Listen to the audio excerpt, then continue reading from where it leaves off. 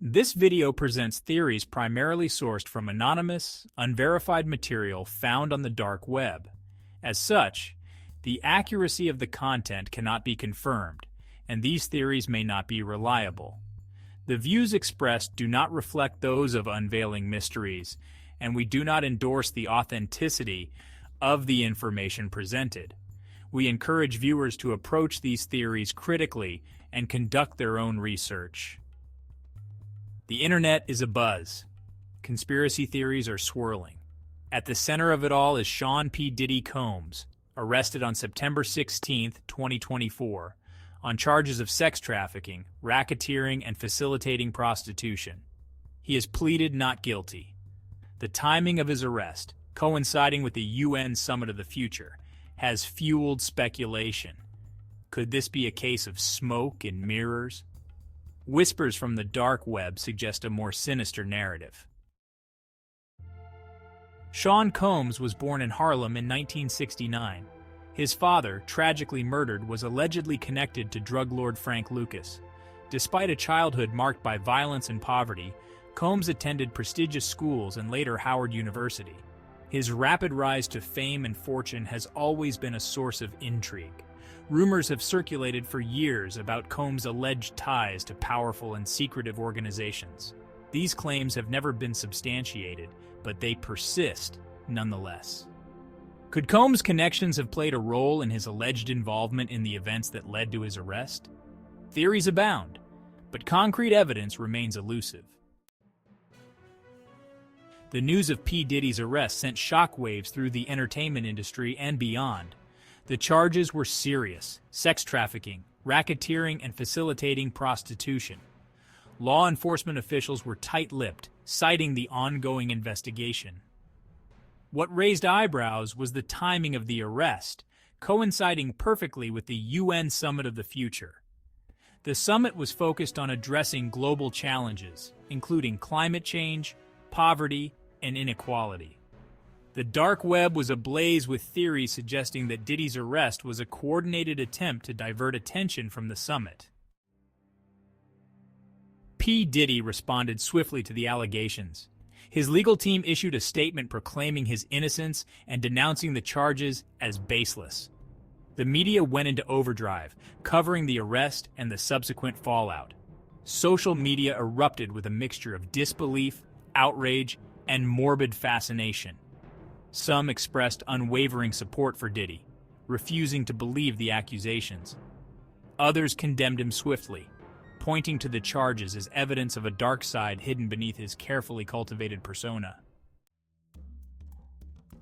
Meanwhile, the UN Summit of the Future continued as planned, seemingly unaffected by the storm surrounding P. Diddy's arrest. World leaders delivered speeches, diplomats engaged in negotiations, and policy experts discussed solutions to global challenges. Yet the dark web buzzed with speculation about a hidden agenda. Was it just a coincidence that Diddy's arrest occurred at the same time as this crucial gathering of global elites? Sean Combs' story began in Harlem, a neighborhood pulsating with a raw, vibrant energy. Born in 1969, he witnessed firsthand the struggles and triumphs of his community. Despite the challenges, Combs' mother, Janice, was determined to provide her son with opportunities.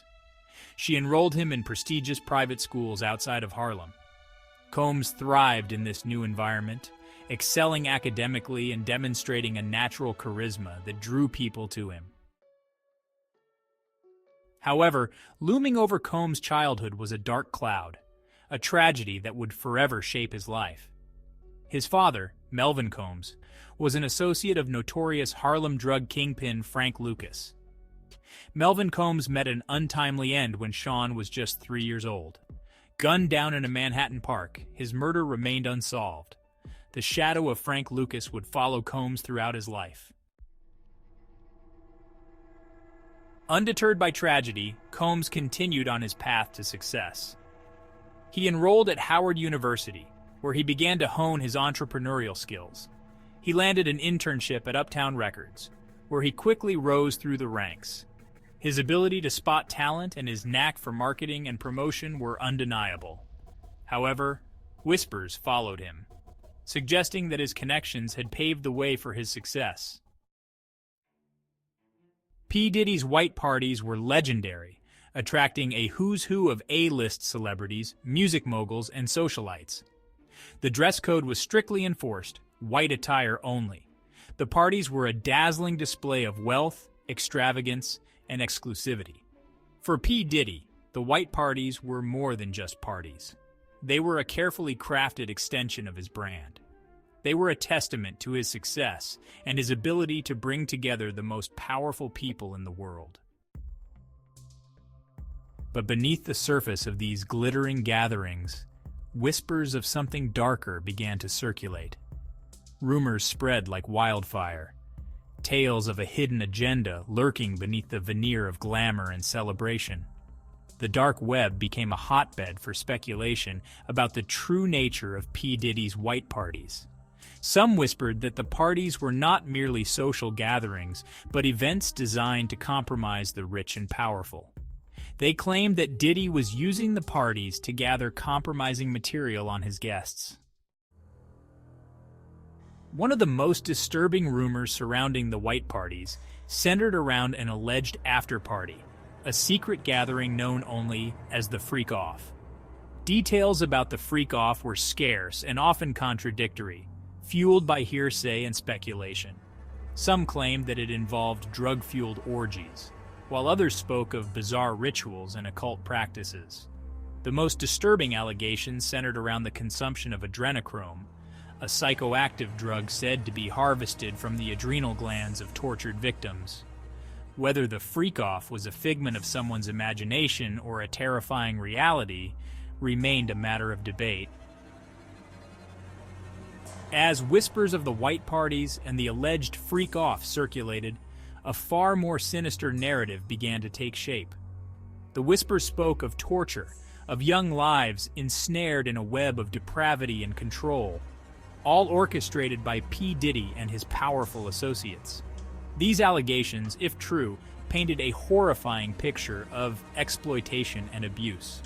Young men and women were allegedly brought to these secret gatherings and subjected to unimaginable horrors. The purpose of this alleged torture was to extract adrenochrome and to create blackmail material. Adrenochrome, a chemical compound produced in the human body, became a central element in the conspiracy theories surrounding P. Diddy and the white parties. Proponents of these theories claimed that adrenochrome possessed potent psychoactive properties. This substance was highly sought after by the elites who attended the freak-off.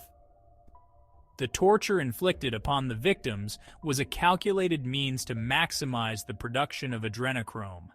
The alleged effects of adrenochrome ranged from intense euphoria to life-extending effects. The most tragic aspect of these dark web theories, if true, was the fate of the alleged victims. The whispers spoke of young lives destroyed, their bodies and minds broken by the horrors they endured. The victims were often left physically and emotionally scarred. The dark web served as a platform for the voiceless, a place where stories too disturbing for the mainstream media could be shared. The dark web theories surrounding P. Diddy's arrest went beyond the salacious allegations of sex trafficking and the disturbing claims of torture and adrenochrome. They delved into the realm of high-level conspiracies, suggesting that Diddy was merely a pawn in a much larger game. The deep state, in these theories, was a network of powerful individuals operating behind the scenes. P. Diddy, with his wealth and influence, was seen as an ideal asset for the deep state. They had groomed him to infiltrate the upper echelons of society and gather compromising material on the elite.